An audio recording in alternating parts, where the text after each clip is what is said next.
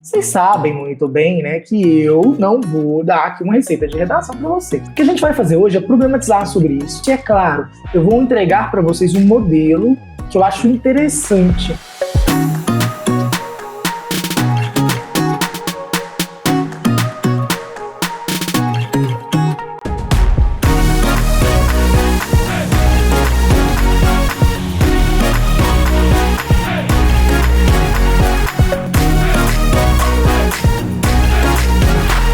Ei, gente, bom dia. Deixa eu ver se eu estou no foco bacana aqui. Então, como é que vai funcionar essa aula? Vocês sabem muito bem, né, que eu não vou dar aqui uma receita de redação para vocês. Ou seja, vou dar uma receita que vocês vão encaixar aí e vai funcionar para qualquer coisa. O que a gente vai fazer hoje é problematizar sobre isso. E eu vou mostrar algumas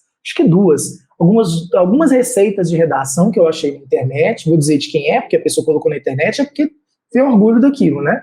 Então tá aberto aí para a gente discutir. Então a gente vai discutir essas receitas, eu vou mostrar para vocês que elas não funcionam para todos os temas, que isso é hipocrisia, que isso é um erro de se fazer, tá? E a gente vai, né, problematizar isso, e é claro, eu vou entregar para vocês um modelo que eu acho interessante, mas a gente vai perceber que o modelo que eu vou entregar não é uma receita, que ela é unilateral, que ela é só de um jeito que pode ser feita, ela serve para qualquer tema. Eu vou mostrar para vocês uma estrutura mais homogênea, uma estrutura mais direta, que vocês vão conseguir enxergar essa estrutura em qualquer tema sim, e é um jeito, viu gente, que eu vou mostrar para vocês, não só como professor ou como escritor de redação, mas esse modelo, ele é feito aí para que o corretor enxergue os itens essenciais. É diferente, tá? O jeito que vocês fazem aí um texto, vocês não pensam muito em como o corretor vai ler aquilo. Por quê? Porque vocês não corrigem redação. Quem corrige redação sabe que o corretor mais olha, o que o corretor mais, né, presta atenção, o que o corretor acha mais interessante, porque facilita o trabalho dele. Então, o modelo que eu vou entregar hoje é muito para que o corretor entenda, na primeira leitura, tudo o que você tem ali a dizer, ou seja, então, numa única só leitura, ele consegue te dar a nota coerente, de acordo com aquilo que você fez. Isso economiza tempo, isso faz com que o corretor não fique procurando por erros, isso facilita para o corretor e facilita para vocês também entenderem como funciona a redação como um todo, né? Ou seja, as partes dela. E é claro, né, que talvez para quem está chegando agora, essa aula seja um pouco completa demais, porque precisaria de todas as, sei lá quantas aulas nós tivemos esse ano, desde fevereiro, talvez janeiro, né, que esse ano não parou, a gente não parou, janeiro foi aí, né, praticamente todo, e fevereiro, né? Então, assim, precisaria de uma base maior. Mas qualquer dúvida, gente, para a pergunta que eu respondo, né? Não tem esse rolê aqui, a gente vai discutindo juntos. Então, bora lá! Receita de redação, meu Deus. Gente, tá aí um assunto que todo professor de redação arrupia, como diz aqui em Minas Gerais. A gente dá aquele calafrio na gente, que a gente não consegue mais aguentar. Mas, enfim, nós vamos conversar aqui um pouquinho sério. Eu vou até tirar aqui e vamos colocar aberto. Gente, eu vou falar um negócio para vocês. Na última semana que eu tive como coordenador aí no quadro, eu fiquei muito decepcionado com alguns alunos, sabe?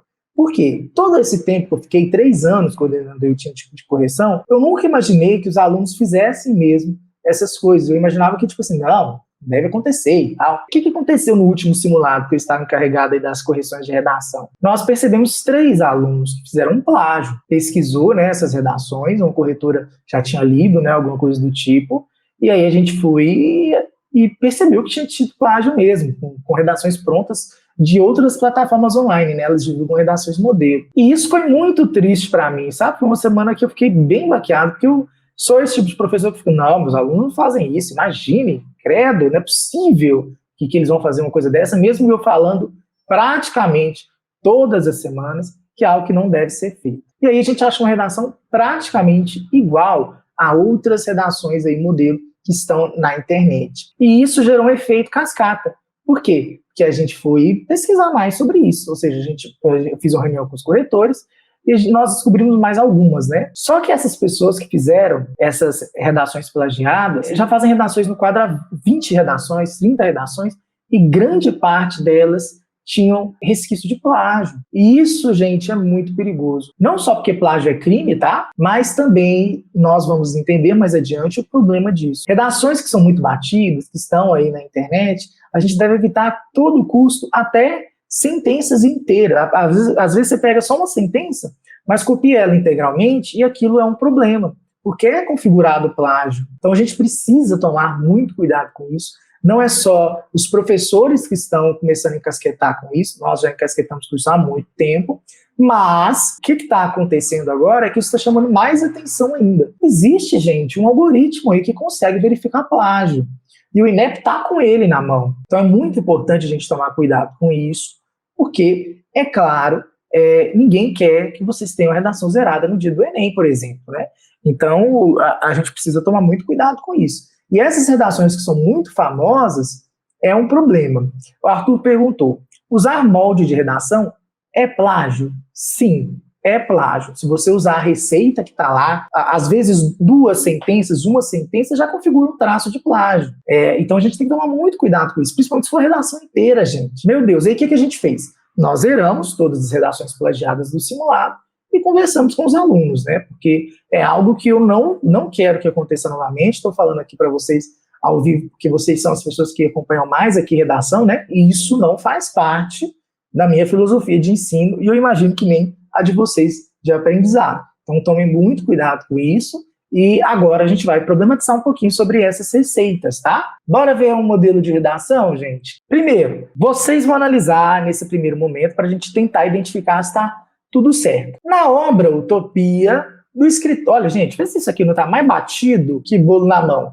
Na obra Utopia, do escritor inglês Thomas More, é retratada uma sociedade perfeita, na qual o corpo social padroniza-se pela ausência de conflitos e problemas. Vocês conseguem identificar de onde veio essa redação aí? Qual redação famosa? A gente corrigiu uma redação aqui desse tipo. Aí, tá vendo? Já começa errado. Qual que é o problema aqui, gente? Tem erro de gramática no modelo pronto? Ah, não, dá vontade de pular dessa janela. Dá licença. Para mim deu. Adeus! Não, gente, pelo amor de Deus. Gente, não. Como é que alguém faz um modelo que fica aí, que tá errado? Tem várias aí que usam a obra Utopia desse mesmo modinho, tá? E tem vários na redação, inclusive, que começa desse mesmo jeito. Essas 2 sentenças aqui, essa primeira sentença, vem demais. Nossa, tem demais na redação, gente. Por quê? Porque acha que isso representa todos os problemas que existem socialmente, né? No entanto, o que se observa na realidade contemporânea é o oposto do que a autor prega, uma vez que o tema apresenta barreiras, as quais dificultam a concretização dos planos de More. Perceba que aí você vem cá e coloca o tema, né? Então imagina se fosse a manipulação do comportamento do usuário pelo controle de dados na internet. Tá, então aqui eu esqueci de comentar o erro, né? É paralelismo, a ausência de conflitos e de problemas. Nós temos aqui essa redação. Imagina se o tema delimitado fosse esse ano do Enem. Gente, que é isso? Como assim? Como a gente vai colocar um tema desse tamanho nesse espaço do texto? Quando o tema é muito grande, a gente precisa fragmentar ele em várias partes, assim como nós já analisamos várias redações no Utopia daquele tema, democratização do acesso ao cinema no Brasil. Se for dessa forma, o tema fica muito grande, vai ocupar muito espaço e vai ter até uma falta de progressão textual na hora de colocar isso. Percebam que esse tema em questão é o tema do Lucas Felp, né? Foi o tema do ano que o Lucas Felp tirou 1000. Então a gente precisa analisar esse tema aplicado naquela redação para a gente perceber como ele faz. Aí sim, uma maneira inteligente de perceber como a gente faz com temas muito extensos. Mas olha aí, não cabe. E aí piora. E aí tudo piora. Apresenta barreiras, as quais dificultam a concretização dos planos de More. Então, barreiras é o quê? Obstáculos. E obstáculos, ao que parece aqui, ele está remetendo a 2, né? Ao argumento 1 e o argumento 2. Então, a gente parece que tem aqui 2 causas. Então, percebam que a própria proposta, a própria receita de redação aqui desse aluno é o Felipe Araújo, tá, gente? Está na internet para todo mundo, ele se vangloria disso aí. Então, é isso. Temos aqui 2 causas, correto? Então, o único tipo de tese que nós temos aqui é causa-causa. E aí eu pergunto a vocês, como que nós vamos organizar qualquer tema apenas um tipo de tese? Como Deus nós vamos fazer isso? Não tem jeito. E se o tema for ligado às problemáticas, se o tema for ligado às coisas negativas que acontecem por conta daquele tema, entende? Então, esse tipo de receita aqui não dá certo para grande parte dos temas.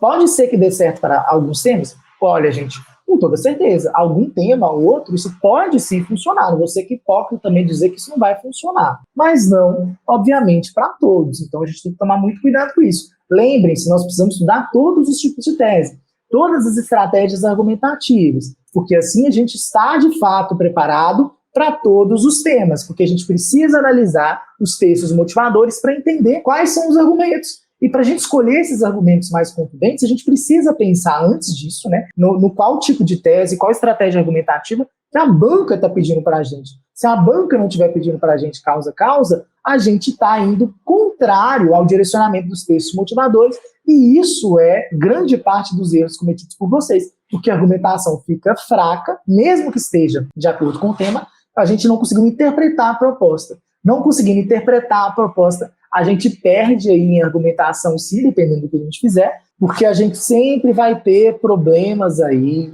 quando a gente está fazendo outras propostas que pedem outros tipos de tese, que pedem outras interpretações. Por favor, façam isso comigo, não façam isso comigo, não.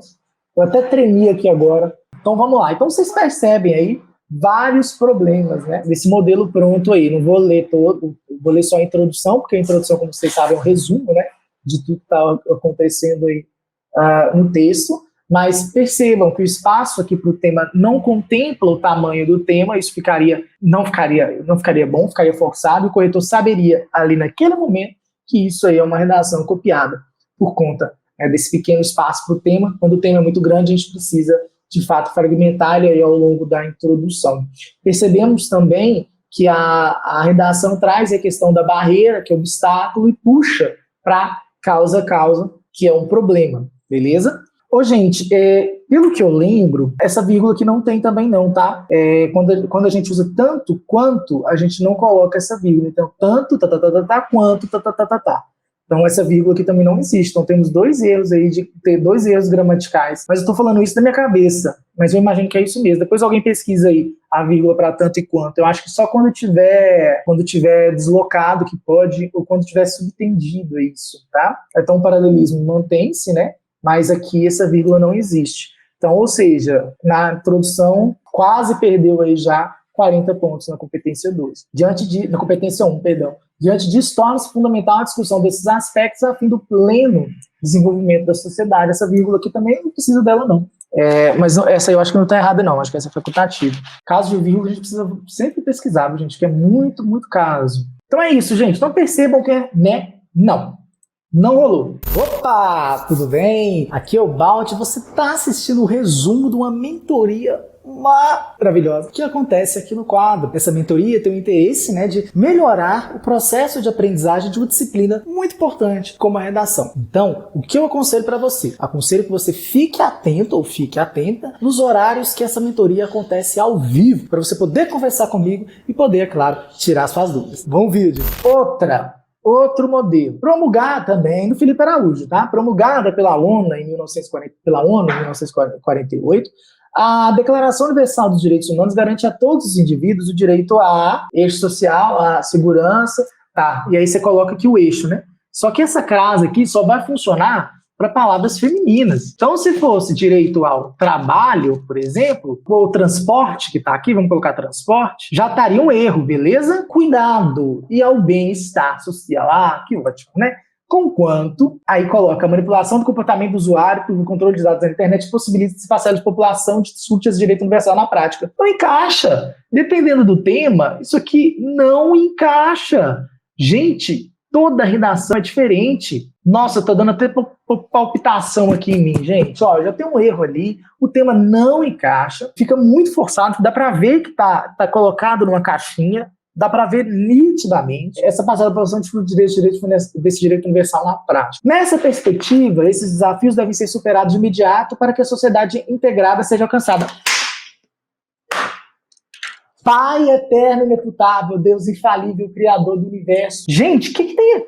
Essa introdução tá certa para vocês? O que tá faltando aí? Alguém me fala, o que tá faltando nessa introdução, pelo amor de Deus? Isso aí tá na internet, viu, gente? Meu Deus do céu. Cadê o argumento 1 e o argumento 2 topicalizados? Como que eu vou saber qual é o tipo de tese? Gente, isso aí tá aí na internet. E muita gente vai chegar lá no Enem e vai perder na competência 1, na competência 2 e na competência 3, usando um modelo totalmente equivocado. Que desafios são esses? Não está falando quais são os argumentos, não está topicalizado, o projeto de texto está incoerente, né, o indício desse projeto de texto. Então a gente já percebe que a gente não tem nenhuma estratégia argumentativa colocada, um tipo de tese, os argumentos não estão em tópicos, tem erro de português, o lugar onde coloca o tema está absurdo para temas que são grandes, temas que são mais difíceis de serem realizados. Claro, temas simples, como a persistência está falando no Brasil, até caberia nesse lugar. Mas um tema como esse de 2018 que eu falei, um tema como 2019,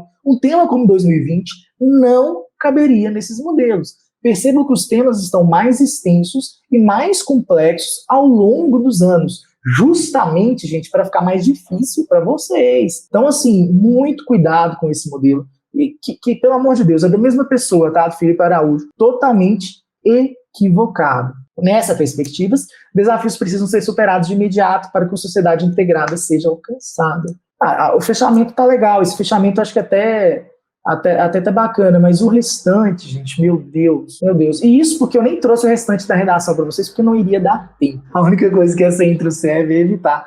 E aí, gente, por isso que a gente fica bravo, tá? Eu ia falar uma palavra, quase saiu. Por isso que a gente fica nervoso com essa situação. Por quê? Cara, eu trabalho com redação desde 2014. E desde 2014 esse tipo de coisa acontece. E a gente fica cansado de repetir isso. A gente fala em sala de aula, é unânime entre todos os professores. Todos os professores honestos, dignos, são contra isso, porque sabem que isso não encaixa.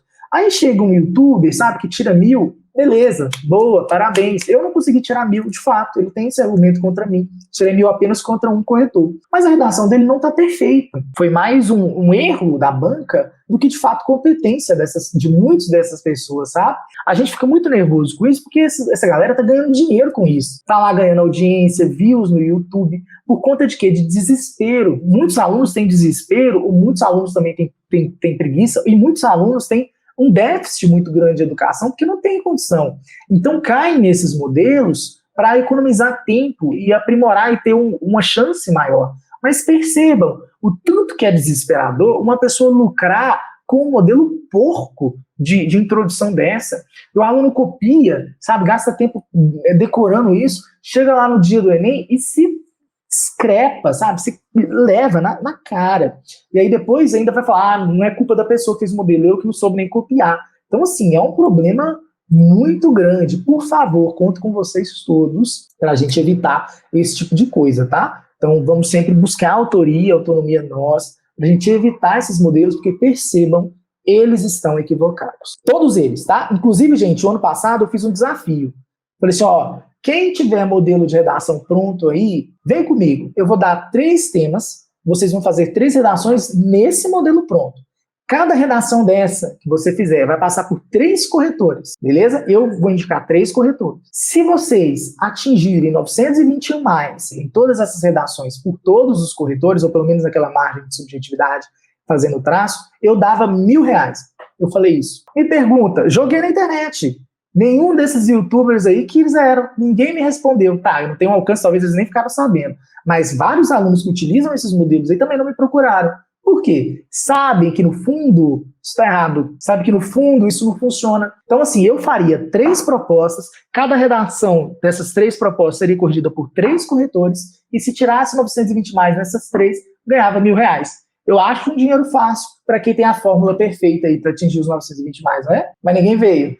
Eita, quem sabe esse ano eu faço esse desafio de novo, hein? Qual o problema dessa receita? Além de todos esses que nós citamos, existe agora uma comissão, agora não, já há um tempo, né? Dizem que existe essa comissão de plágio e que existem aí algumas ferramentas pelo algoritmo para identificar, né, essencialmente esses erros copiados. Então a gente deve evitar a todo custo redações, receita, né? Receita de redações, e também muito cuidado com expressões muito usadas em redações nota 1000. Beleza? Então a gente tem que tomar muito cuidado aí com essas expressões, porque elas são visadas principalmente, tá? As redações da cartilha. Vocês sabem a cartilha do estudante, que vem aí para vocês com as redações modelo. Essas redações a gente precisa tomar o dobro de cuidado, mas o máximo aí de cuidado com todas as redações, né? Agora, como que eu sugiro que vocês façam aí? Ó, eu não vou trazer aqui a fórmula, né? Claro, de redação. Mas eu trouxe aqui um esquema, né, uma estrutura interessante para a gente organizar aí o nosso texto. É uma fórmula, né, que eu acho muito bacana e que ela encaixa em todo o tema, mas ela precisa ter aí conhecimento bem maior de vocês acerca disso. Primeira coisa que a gente sabe, né, é que nós precisamos colocar o tema, mas a tese na nossa introdução. Dependendo do tema, a gente divide esse tema, coloca ele mais organizado, enfim, a gente não deixa um espaço delimitado essencialmente para ele, beleza? Então aqui a tese, o tema, a gente pode escolher em que espaço colocar, dependendo aí do tema, né? Claro que eu sempre vou aconselhar vocês a fazerem uma contextualização.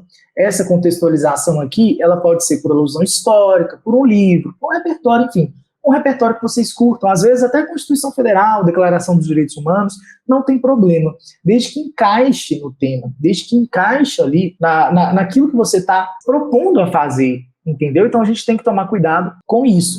Então a gente faz esse contexto, a gente coloca o tema, divide ele em espaços, se for o problema, enfim, e depois coloca, né, a tese, ou começa colocando posicionamento, como a gente viu lá no tipo de introdução. Não tem receita para isso aqui, não. Mas aí a tese, lembrando sempre que ela é o nosso posicionamento, beleza? Aqui, na verdade, é um colchete, né?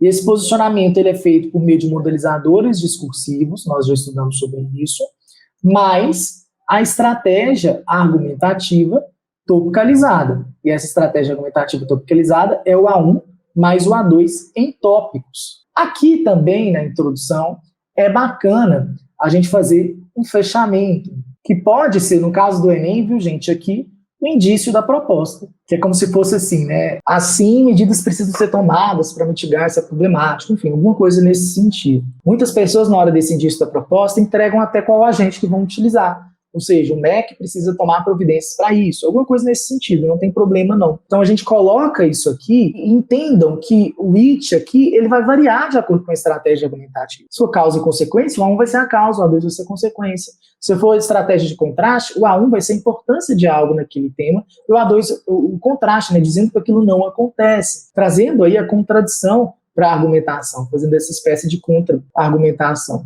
Então perceba que isso aqui encaixa em qualquer tema de fato, porque a gente vai analisar o tema, dividir, se o tema for muito longo, colocar ele de forma diferente na introdução, mudar o tipo de tese, tudo isso de acordo com a proposta. Então isso aqui encaixa para qualquer tema, beleza? Já vejo o chat aí, viu, gente?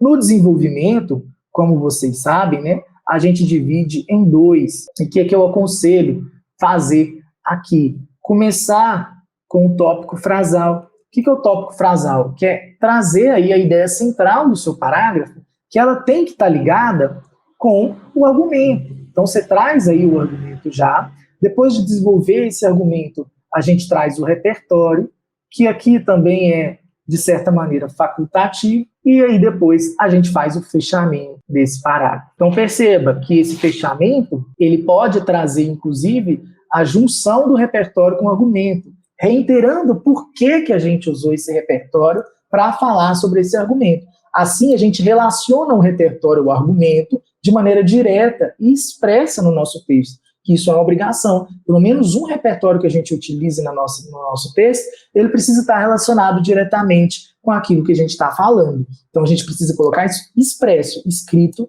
mesmo, né? Já o D2, a gente também começa com o tópico frasal, mais o A2, mais outro repertório. Lembrando que, obrigatoriamente, a gente só precisa de um repertório com uso produtivo, que é isso, né? Que é quando a gente liga o repertório ao argumento, escrevendo diretamente isso e fazendo o fechamento, porque fica de bom grado aí para o nosso texto.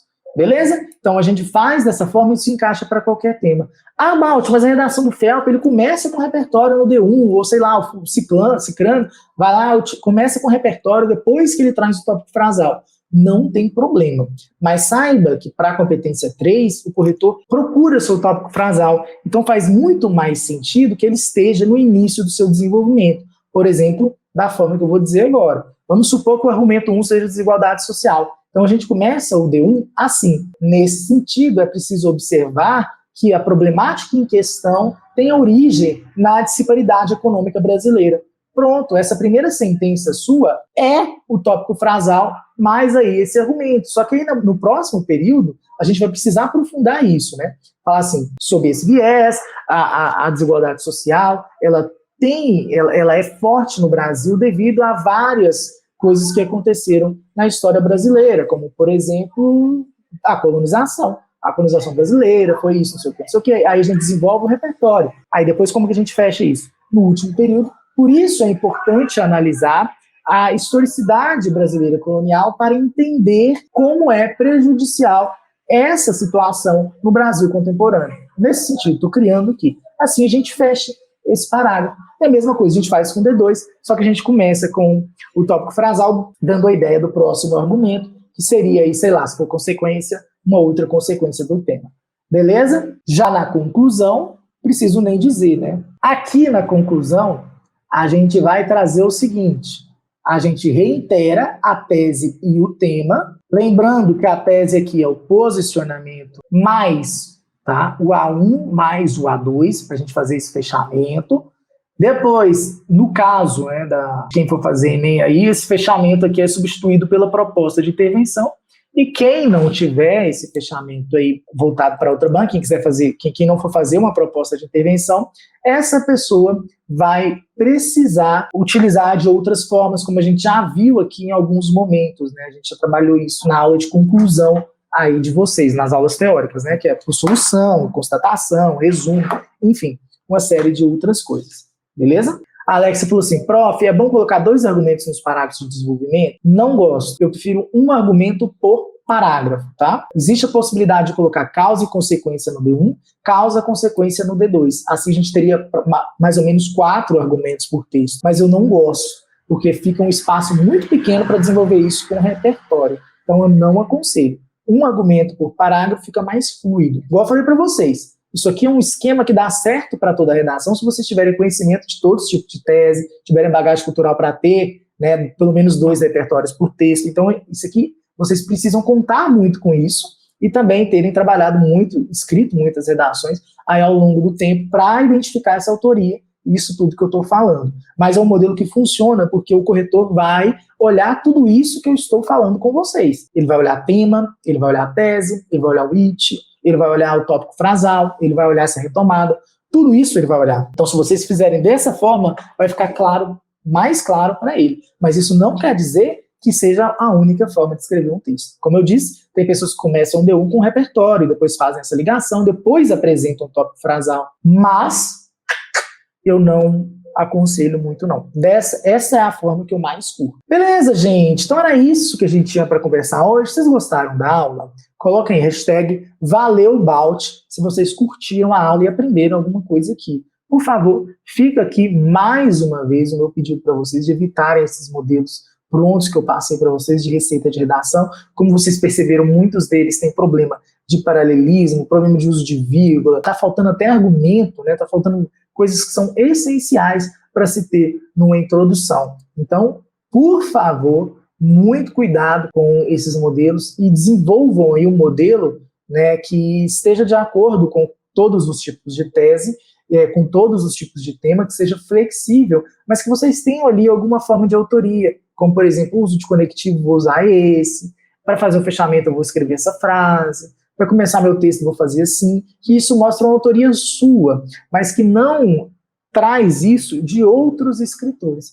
porque senão é configurado plágio, e se a gente utilizar esses modelos prontos, a chance da gente ter um problema aí com a banca é muito grande. E é isso, gente. Grande beijo, grande abraço e até mais.